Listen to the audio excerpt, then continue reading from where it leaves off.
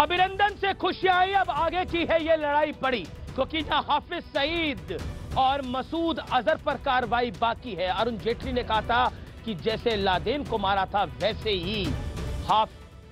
ही मसूद अजहर तक हम पहुंच सकते हैं। ऑपरेशन सब हो सकते हैं और सब कुछ मुमकिन है, सब कुछ संभव है। जनता जनार्दन है, आज हम तो पूछेंगे, इंडिया गेट से हो रहा है। जनता जनार्दन आपका एक बार फिर अभिनंदन है, आज आप सबका अभिनंदन है।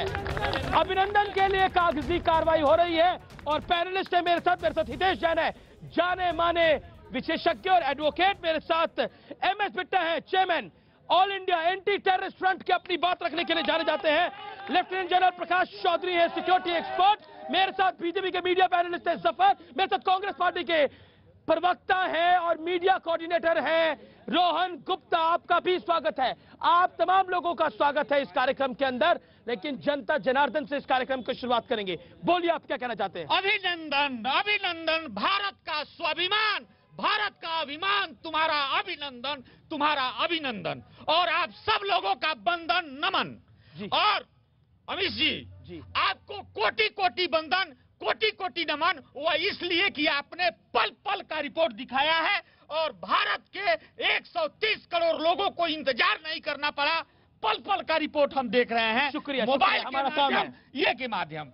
एक बात साहब कहना चाहेंगे, बताइए। और इस लाल की इंडिया गेट से कहना चाहेंगे, आप सत्ता पक्ष प्रतिपक्ष के लोग और बिट्टा साहब आपके जैसे महान लोग भी आप खड़े हैं।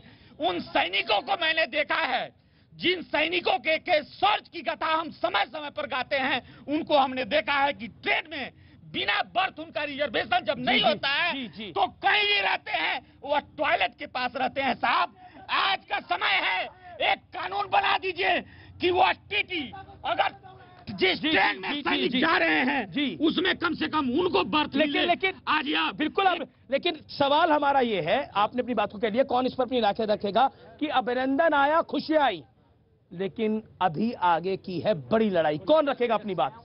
जी बताइए सर। अभिनंदन जी आ गए हैं जी, तो आगे हमारे सरकार की क्या कार्रवाई होगी? क्या आगे हमारी सरकार की क्या कार्रवाई होगी? ठीक है जी आप बोलिए, क्या कहना चाहते हैं, बताइए। सर, बात यह है, बोलिए। जो 70 साल में जो एक वातावरण दूषित हो गया था, अभी वो साफ होने जा रहा है और यही जो वातावरण है अगले 10-20 साल तक होना चाहिए, तब जाके जो देश। वातावरण से आपका मतलब क्या है? मतलब यहाँ पर जो गद्दार पड़ रहे देश के अंदर, वो गद्दार जब तक साफ नहीं होते तब तक बाहर की लड़ाई हम लोग नहीं जीत पाएंगे। आप लोगों से मैंने तमाम देखिए, अब मैंने शुरुआत आपसे करी। देखिए बिट्टा साहब, आपसे शुरू करते हैं हम। अभिनंदन का अभिनंदन है, अभिनंदन आया, खुशियां आई। मैं किसी राजनेता के पास नहीं जा रहा, सीधा आपके पास आ रहा हूं। सवाल सीधा ये है कि हम एक तरफ एयर स्ट्राइक भी करते हैं, एक तरफ डिप्लोमेटिक स्ट्राइक भी करते हैं, लेकिन दूसरी तरफ हम कंजूसी भी कर देते हैं कई चीजों में। अभिनंदन जी आए हैं, जिंदा शहीद उनको कहूंगा, जिंदा शहीद हैं, जिन्होंने पाकिस्तान में घुस करके उनके छक्के छुड़ा दिए और उस जमीन पे नारे लगाए, पाकिस्तान की जमीन में, वंदे मातरम, भारत माता की जय। और मुझे नहीं लगता था कि इतनी जल्दी वो भारत का महान सपूत हमारे पास पहुंचेगा।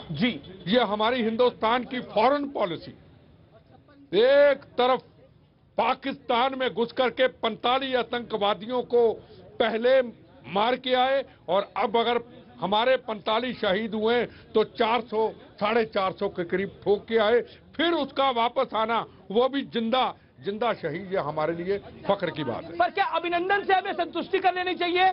क्या अभिनंदन से हमें संतुष्टि कर लेनी चाहिए? देखो, दो बात है, एक तरफ तो अभिनंदन जी आए हैं, बरसात आई, खुशियां आई, घर घर दिए जले, दूसरी तरफ आज हमारे 4 जवान शहीद हुए हैं उनको भी सब याद रखिए। वो भी किसी माँ के बेटे, वो भी किसी का कोई पत्नी, किसी के बच्चे, उनको भी याद रखिए। जोश में कभी हमने होश नहीं खोना है, कहीं ऐसा ना हो पाकिस्तान फिर हमारी पीठ पे वार करे, हमें सबको बिल्कुल वही मैं कह रहा हूं। ये आतंक की लड़ाई, लेफ्टिनेंट जनरल, ये आतंक की लड़ाई अभी बाकी है।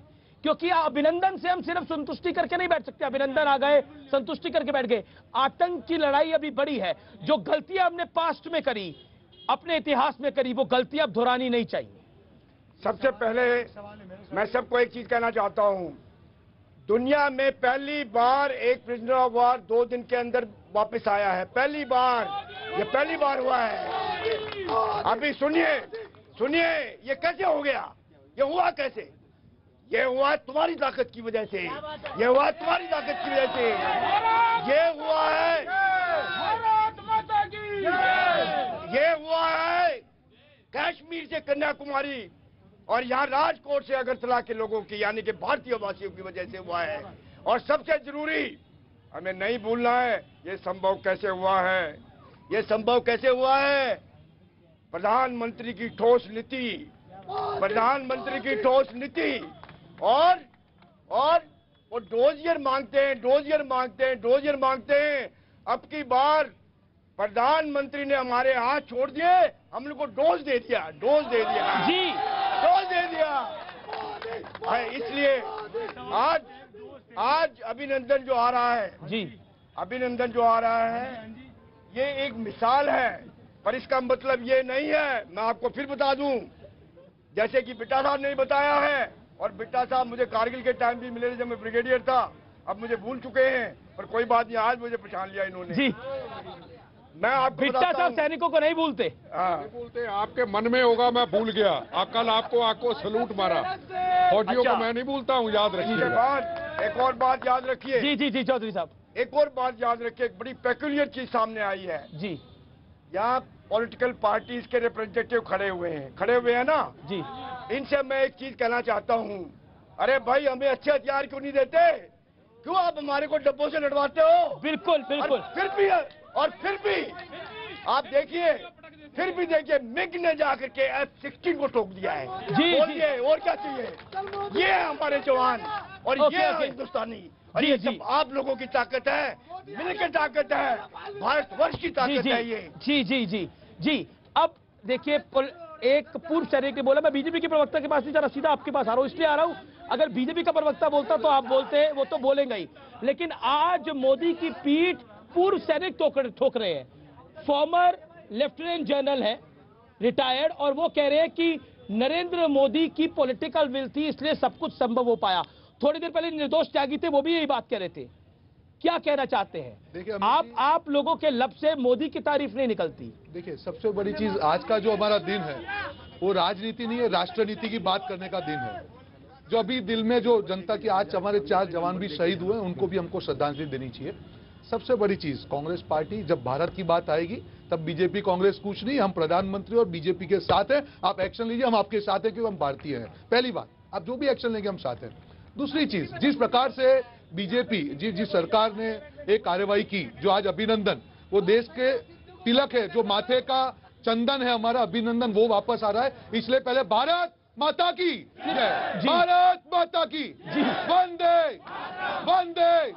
दूसरी चीज जी, शुरुआत हुई है, पर ये दिल मांगे मोर। जब तक हाफिज सईद और अजहर मसूद देश में वापस नहीं आएगा, उसको भी रोक किया। मैं ये बता रहा हूँ, सिद्धू हो या येदियुरप्पा हो, दोनों देश के दुश्मन हैं, उनको ठोकिए। आपको लगता है, आप करिए, एक्शन लीजिए। हम साथ में, देश की जनता है, हम साथ में हैं। मोदी जी हो, जो भी हो, जब तक हाफिज सईद और अजहर मसूद का सर यहाँ पे नहीं आएगा, हमारा जो बदला है वो पूरा नहीं होगा। हमको बदला पूरा करना है, जब तक नहीं होगा सब कुछ होगा। एक सेकंड, ऐसे भीड़ मत करिए। देखिए, आप लोगों ने 56 इंच के सीने पे सवाल खड़ा करा, उसी 56 इंच के सीने ने एयर स्ट्राइक भी करवा दिए और 2 दिन में अभिनंदन को वापस मिला दिया। अब 56 इंच का सीना कितना हुआ? कितना हुआ 56 इंच का सीना? ये पूरे देश की, ये जो क्रेडिट है, ये हमारे देश की जनता को और हमारे सैनिकों को, ये हमारा जवान है जो यहाँ पे गोली खाता है, ये हमारा जवान है जो दुश्मनों के अंदर बड़ा हो गया। क्या भाई, एक बात बताओ, सबसे पूछ रहे, क्या देश सुरक्षित हाथों में है कि नहीं है? देखो, आज देश सुरक्षित, और इनके बदले हुए सूर के लिए नहीं। जब हाफिज सईद और अजहर मसूद देश की जनता में आएगा, तब हमारा बदला पूरा होगा। हम साथ में सरकार के, पर अभी ये दिल मांगे मोर, ये शुरुआत हुई है, अभी हमको बहुत कुछ करना। जी जी जी जी, उनको भी आपके बीच में नहीं बोला जा रहा। रोहन गुप्ता, ये मैं तो इनको आज अपना दिल थोड़ा बड़ा करके बदले हुए सूर इन्होंने दिखाए जो है उनके लिए थोड़ा ताली बजा दीजिए। बदले हुए सूर के लिए इनके अब ये सिर्फ कहते लोगों से क्या इनकी पार्टी देखिए बिट्टा साहब कुछ कहना चाह रहे हैं। एक सेकंड हितेश जैन मैं आपकी बात आ रहा हूँ। बिट्टा साहब देखिए 2 मिनट जी, अगर एक तरफ तो हम 1 मिनट देखिए पब्लिक का भी एक आक्रोश है, एक तरफ तो हम खुशी मना रहे हैं, पाकिस्तान सब हमें देख रहा है जी। एक तरफ हमारी बहस हो रही है, तो काहे का खुशी, काहे का अभिनंदन, काहे की शहादतों को सलाम। अरे इतना बड़ा काम किया है और पाकिस्तान में घुस करके इतनी बहादुरी दिखाई, अभिनंदन वापस। हम बहस क्यों करें, हम क्यों करें बहस? हिंदुस्तान एक और प्रथम राष्ट्र, ना हिंदू ना मुसलमान ना सिख ना ईसाई, मेरा धर्म भारत माँ, मेरी जात वंदे मातरम, उसके नीचे क्यों?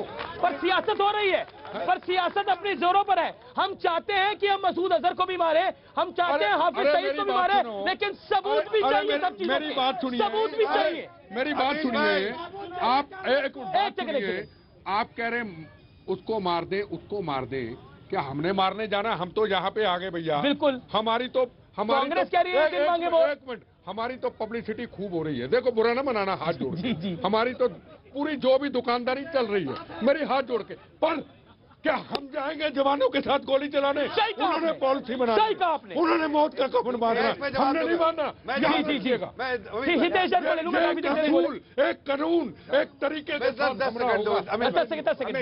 मैं बोलना चाहता हूँ कि देखिए बिट्टा साहब की बात में दम है, लेकिन उसके लिए एक ऐसी लीडरशिप चाहिए थी जो आज प्रधानमंत्री ने लीडरशिप दी है।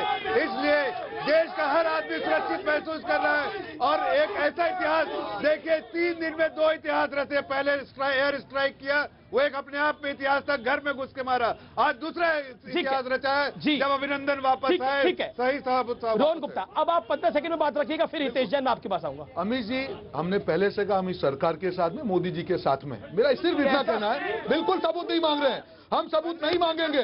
आपने एयर स्ट्राइक किया है, 300 लोग मरे, पर हमको अजहर मसूद और जब तक हाफिज सईद नहीं आएगा हमारा पता नहीं होगा। पर इन दोनों को लेकर बस आपने कांग्रेस को भी सुना, बीजेपी को भी सुना, बिट्टा साहब को भी सुना, लेफ्टिनेंट जनरल साहब को भी सुना। हो गया। एक सेकंड रुक जाइए हितेश जैन, एक सेकंड। ठीक है, इस देश में 26/11 भी हुआ था, इस देश में उरी भी हुआ और इस देश में पुलवामा भी हुआ, इस देश में पार्लियामेंट पे अटैक भी हुआ था, लेकिन हमने एक लीडरशिप में डिसाइसिवनेस देखी है कि नहीं देखी है? देखिए, पाकिस्तान को पाकिस्तान के भाषा में जवाब देना चाहिए क्या नहीं देना चाहिए? देना चाहिए। तो जब हम पाकिस्तान को पाकिस्तान के भाषा में जवाब दे रहे हैं, तो विपक्ष के लोग और आम जो कुछ लिबरल लोग हैं वो क्या कर रहे हैं? ये टुकड़े गैंग क्या कर रही है? राजनीति कर रही है। क्या जो लोग सबूत मांग रहे हैं वो सेना को झूठा बता रहे हैं क्या नहीं बता रहे हैं? क्या सेना को, जब सेना आपके लिए लड़ रही है तो आप सेना को झूठा बताएंगे? सेना को बोलेंगे वो झूठे हैं, आप उनसे सबूत मांगेंगे? क्या यही राजनीति है? तो पब्लिक उनका क्या करेगी? पब्लिक उनसे हिसाब मांगेगी या नहीं मांगेगी?